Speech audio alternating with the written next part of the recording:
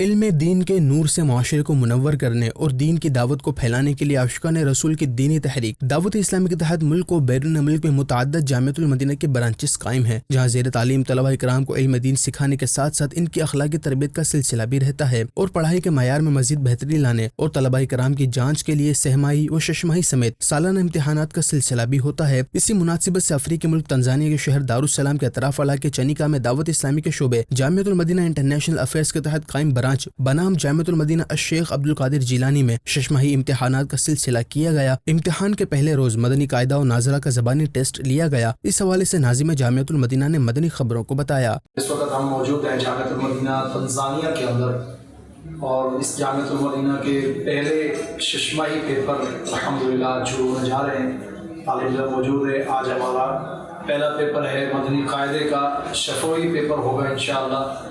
دعا فرمائیں دعوت اسلامی کو اللہ پاک مزید ترقی اور عروج نصیب فرمائیں۔ جبکہ دوسرے روز بھی یہ امتحانات کا سلسلہ رہا، جس میں طلبہ اکرام نے تحریری امتحان دیا۔ اس موقع پر ناظم جامعۃ المدینہ کا مدنی خبروں سے گفتگو کرتے ہوئے کہنا تھا۔ الحمدللہ جامعۃ المدینہ تنزانیہ کے پہلے سال کے اعدادیہ کے شش ماہی پیپروں کا سلسلہ الحمدللہ جاری ہے۔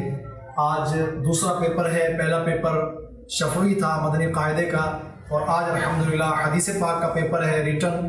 طلبہ کرام الحمدللہ احسن انداز کے اندر پیپر کو حل کر رہے ہیں۔